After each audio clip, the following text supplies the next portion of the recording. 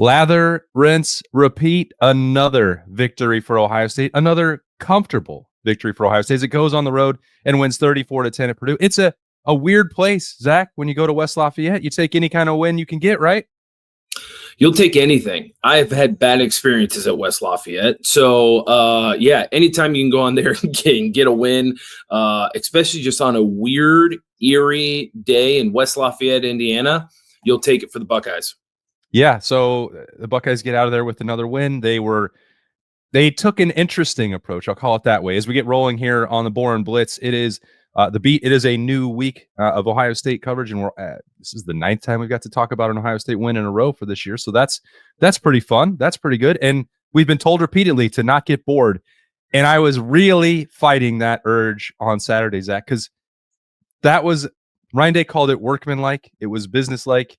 To me, it felt like a training camp scrimmage. And I say that with all due respect to Purdue. We saw them push Michigan to the brink the week before, play into a 4-quarter game. I thought they fought really hard.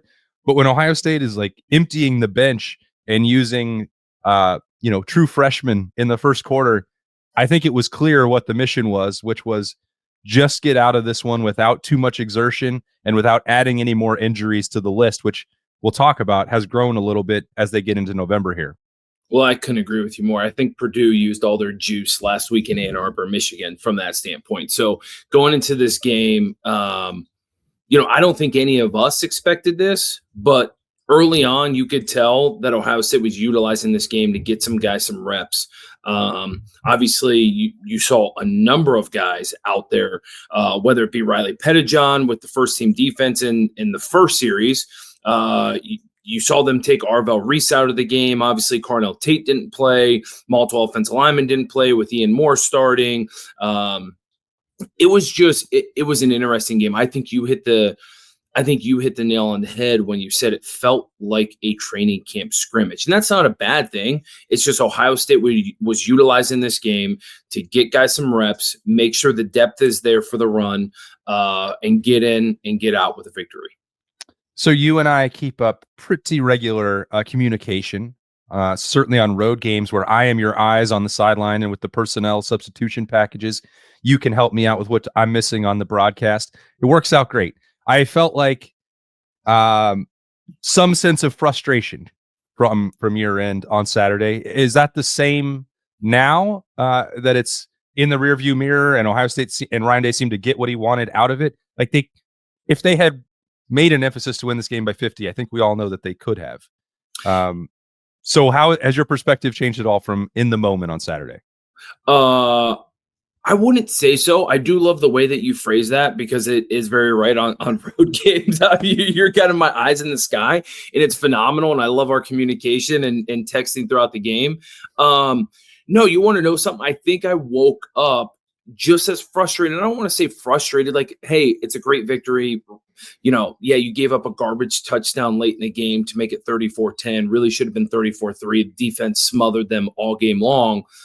But I just feel like if you want to be nitpicky, which when you get into November, you have to be, I think the offensive line was always just one block off, right? 4 guys would do great. 1 guy would just completely miss his assignment, miss his man, get beat, whatever it might be. And that guy makes the play, right? I think we can all talk about frustrating red zone offense sometimes. And it wasn't complete. I did love some of the wrinkles that they did. Yes, CJ Donaldson had 2 touchdowns. Yes, they bring in Lincoln Keenholz and get him into the end zone. It's great. You converted on those. They just didn't look sharp. And I think, again, it goes back to, in those situations, you need all 11 guys doing their job. And it always felt like there was like 1 guy off, right? And if this was early on in the season, you would chalk it up and say, hey, listen, we're going to get better. In November, you have to start being a little bit picky, right? And we can even go to the defense side of the football, and I thought the defense played really good. The first-team defense up until the last drive of the game when Purdue scored, I think, had given up like 120 yards of total offense on the day. But you can be nitpicky about the pass rush, right? Like there was no pressure on Purdue's quarterbacks almost all game long. And yes, we're being nitpicky, but again, it just felt like something was off. And maybe that's West Lafayette, Indiana. Maybe, I know the footing on that field is absolutely terrible. And it seems to be one of those things that whenever Ohio State comes to town, they make it even worse than what it is. The word is frustrating, and it's a great victory. I'm not one of those people that's going to complain about it. It just felt like that game could have been a 60-3 game, right? Could have done it. Maybe the Ohio State coaches didn't want it to be that. We already talked about how they wanted to get a lot of guys in the game and things like that. But guess what? When you're Mylan Graham, when you're Riley Pettijohn, when you're these true freshmen or young players that are getting into the game, the expectation is, hey, listen, we need to go out there and perform just like the first team offense would in this game. Yeah, and I think that Ohio State, and you know this better than anybody, Zach, you've lived it, that when you get champion grades, when you get into the Woody on Sunday, like they don't grade on a curve. That doesn't exist. You're either a champion or you're not. They're not going to take into account, well, Phillip Daniels didn't play, so Ian Moore, your standard is a little bit less. That's not the way that this works. And I just bring that up as one example of a player who didn't play. I thought Ian Moore made the most of his starting opportunity. Mm-hmm. But when you're looking at some of that rotation in it, and I'm on the outside, because I did feel like that was the most go through the motions game that Ohio State has played this year. I also understand why, and I'm not mad about it. I'm not frustrated sitting here right now about it, because Gabe Van Sickle, they wanted to get him reps at guard in place of Tegra. They saw what that looks like. They did the same with Ian Moore. They did that with Riley Pettijohn that you mentioned. They had opportunities where they put Devin Sanchez in the game at corner again. We can go on down the list. A lot of guys got opportunities. Mylan Graham, Bryson Rogers getting back out there at wide receiver with Carnell Tate on the shelf. Like, I think those things are positives in the long run. In the moment, they're going to come with growing pains, because that's what happens when you're doing this for the first time. And they were not going to execute that perfectly. So I tried to just adjust my expectations in the game on Saturday. It's like, let's see what the best of this could look like. And they popped some runs. You saw Bo Jackson and Isaiah West. Maybe we'd have a very different conversation if the first play of the first offensive snap of the game had not been called back with Jeremiah Smith's block in the back. But I'm looking at, I guess there's silver linings. Maybe it's a reach, but I felt like it was a clear approach from Ryan Day. And I asked him about it after the game, and he did not want to talk about it as being a scrimmage or taking anything for granted. And I understand why. I think he was a little bit annoyed at that part of it. But we all saw what happened. That's the way Ohio State acted. And they did go through the motions to get this win. And that's also kind of fine to me. Yeah. I think you phrased it perfectly when you said, just because backup players or young guys are going into the game, it doesn't mean the standard should shift, right? And you brought up some guys who I actually thought played really good. Ian Moore, I thought, had a great game. Actually, Ryan Day even talked about it after the game of, hey, Ian Moore didn't jump out to me. That tells me he did a good job, right? Had a good game. And so I think it's one of those things where when the standard shouldn't change, and I agree with that, and those young guys know that, it's just kind of like I would have thought, and maybe it's just one of those things that, to your point, not that they acted like it was a scrimmage, it just came off as a scrimmage, right? And I just think maybe when you're interchanging so many guys and you're substituting so much, we've talked about this for years on this show, that so many guys like a lot of plays, right? They like to get in the flow of the game, and that's a very real thing. And when you're substituting a lot, it's hard to get in that flow, right? Arvell Reese, guess what? You're in for a series and off a series.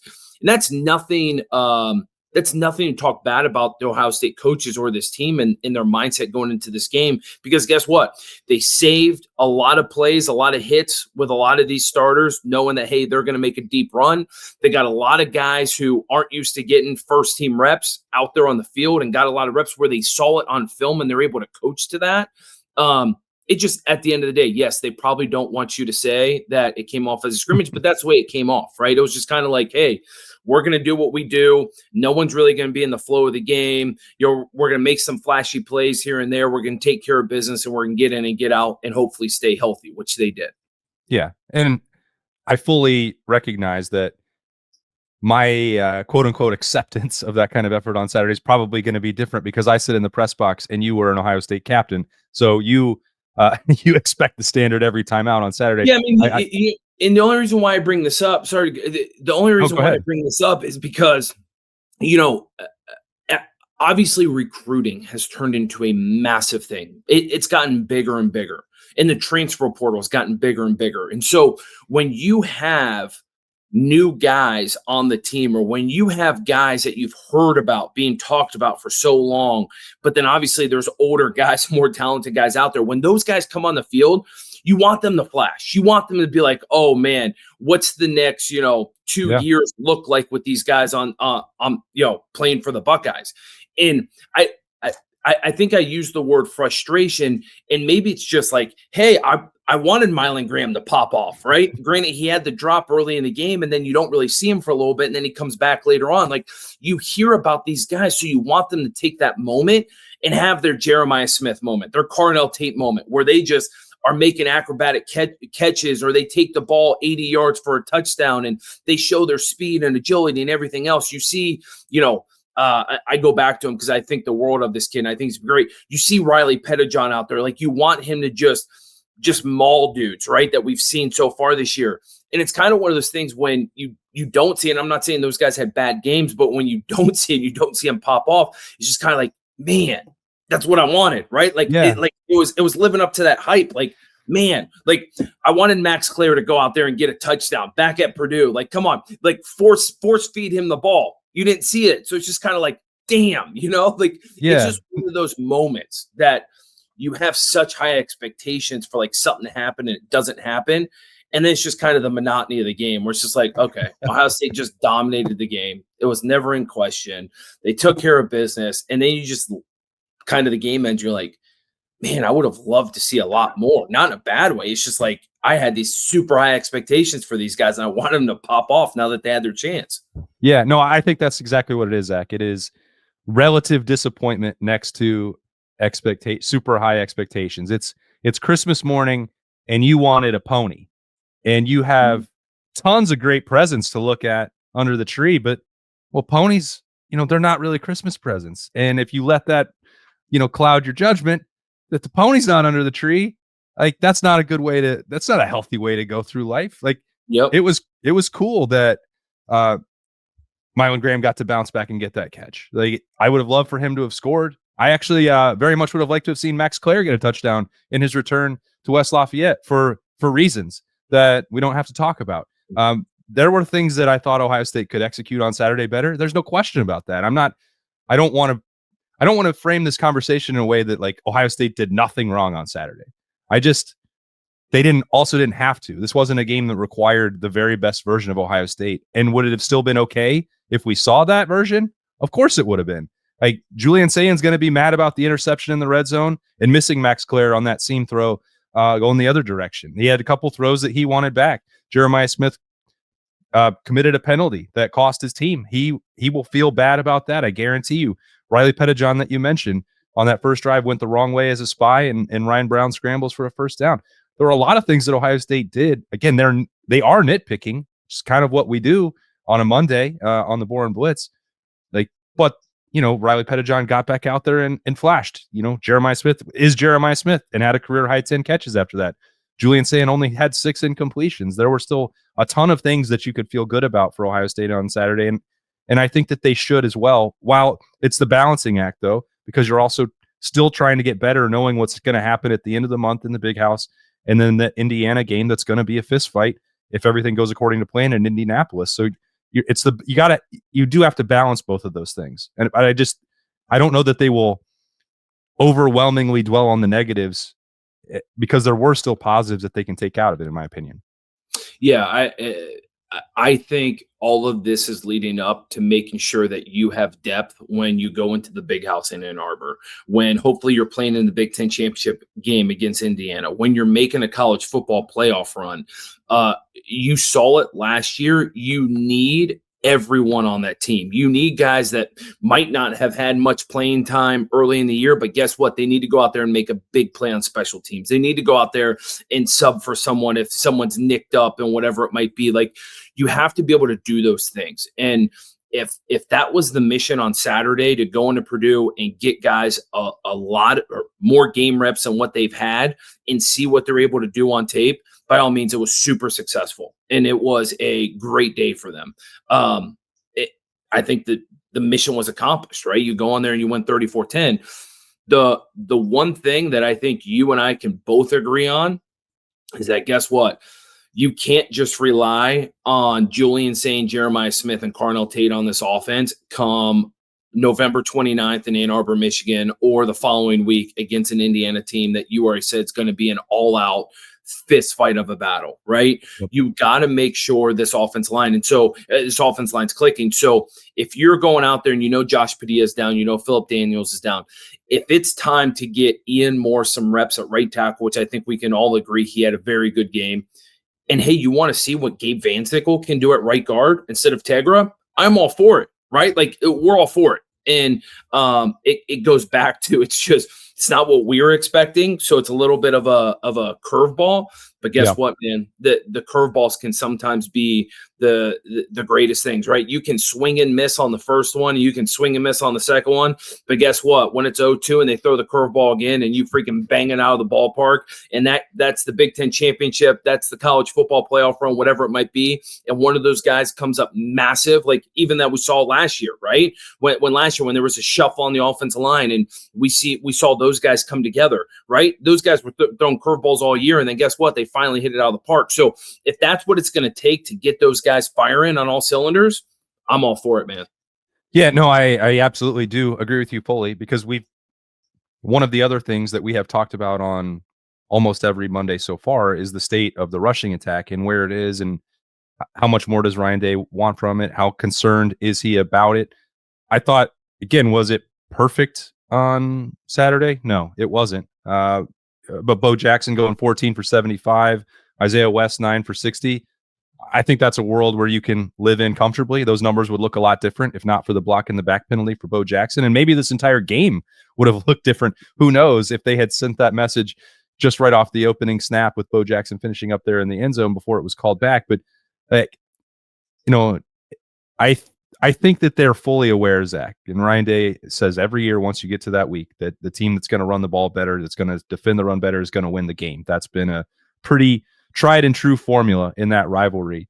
And now I tell me if I'm wrong, it did feel like there was a different emphasis on the way Ohio State, and they were doing that without, by the way, two starters at times, tried to run the football. And I thought there were some wrinkles that were encouraging, and not just that Bo Jackson and Isaiah West were leading the way.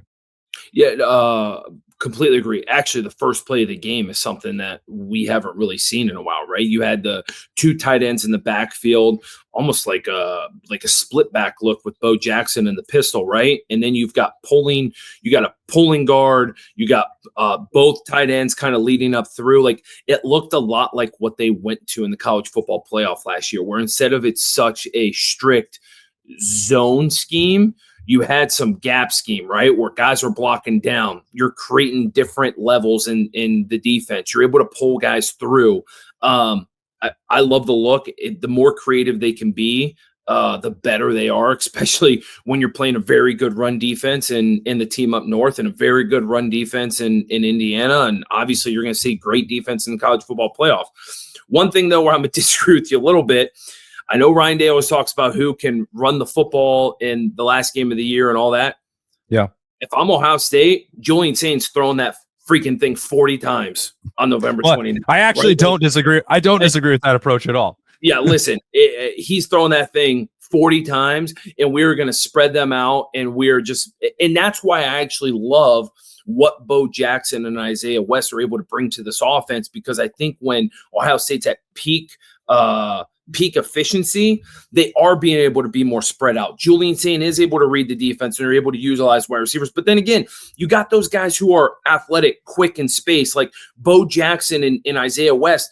The screenplay on Saturday would have went for a touchdown, and they're great in the passing game if Tegra blocks his man, right? And I think Ohio State is starting to kind of pull some of those things out to show. And I think it's just a glimpse of what's to come when you get more comfortable with those two freshmen in the backfield. Yeah, no, I would split from the Ryan Day philosophy for the game. I don't do that very often. I think he's a pretty good coach who knows what he's doing, but I would lean into Julian Saint's arm talent and the fact that Jeremiah Smith is the best football player in America, and then potentially having a healthy Carnell Tate again by that point. The best way to beat Michigan at the end of this month is to throw the football with these guys, because they're legitimate Heisman Trophy candidates. Julian Saint, rose up to the number one top spot in the betting boards last week. And then I think what happened at Purdue actually really helps Jeremiah Smith's candidacy, because this wasn't a situation where Carnell was on the other side and, to help carry the load. Jeremiah had to do it despite double and triple coverage. The touchdown throw down the seam, I think he shifted out of the backfield into the slot. Then he just runs right past three defenders, gets an absolute laser beam from Julian Saint. That play, in a nutshell, is what the identity of this Ohio State offense should be, in my opinion. For sure. And anytime, and that's why even getting the running game going and showing some of those things, because you can play off of that play action. And that's what you saw Ohio State do last year towards the end of the year. That play action, those deep balls, just hold those safeties the smallest amount. And when you've got Jeremiah Smith, when you've got Carnell Tate, even Brandon Ennis, right?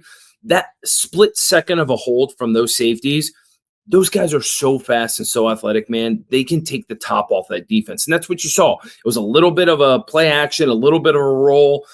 It was like the in a way, Rose Bowl game all over again, where you saw Howard connect to Jeremiah and break the game open.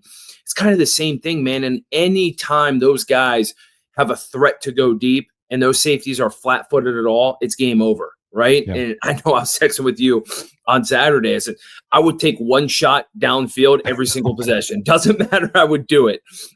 Just because that's how skilled those guys are. They can make contested catches. They can just blow guys off, from a speed standpoint. They can do so many different things. The other thing that you saw a little bit on Saturday, not a ton, but Ryan Day talked about it before the Purdue game last week. When they want to take the top off this offense and speed it up, they will, right? Yeah. And I think they're averaging just over 60 plays a game on offense, I believe, something like that. Yeah, like not a lot. When you go to Ann Arbor, Michigan, when you go to the Big Ten championship game, that offense number is going to be aim for 75 plays a game, right? And when you're adding those extra 15 plays in the explosiveness of this offense, that can completely blow a game open. And it's hard to imagine what some of those offensive numbers could look like, because as you see what Jeremiah and Julian are doing right now, these numbers are coming with fewer opportunities than Fernando Mendoza is getting or Ty Simpson is getting in Alabama. Like, if they dial it up at the end of the year, right during championship push and playing for gold pants, playing for a Big Ten trophy, and then in the middle of the Heisman campaign, look out for that. But that will be a conversation for a couple of weeks from now. Let's wrap this up. Let's be done with Purdue week, and let's get a 3-and-out from Zach Boren. So, third Buckeye Leaf winner, I'm just going to go to the first team defense. And when I say that is because leading up to, and I'm allowed to do that, Austin, but leading up You're allowed to do whatever you want. Correct. Leading up to that final drive, like I said, I think they were giving up like 129 yards of total offense. Yes, we can nitpick the pass rush and do those things, but when it comes to playing a sound defense, when it comes to rallying to the football, when it comes to making plays when they need to be made, getting off on third down, doing those things, this defense continuously does it, and they answer the call. And they are so diverse in the looks that they're able to give. They're so diverse in their personnel.